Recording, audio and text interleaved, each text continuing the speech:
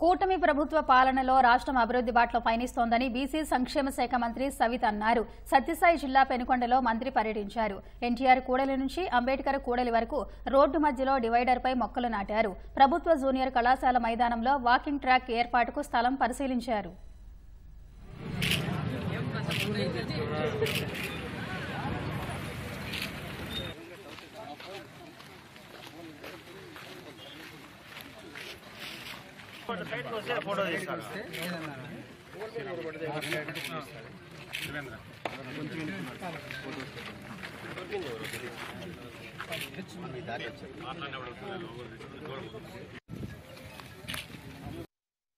పెనుగొండకి ఏ విధంగా అభివృద్ధిలోకి తీసుకెళ్లాలి, ఎంతో చరిత్ర కింద పెనుగొండ రూపురేఖలు మార్చాలనే సంకల్పంతోనే మున్సిపల్ మినిస్టర్ గారితో మాట్లాడాం.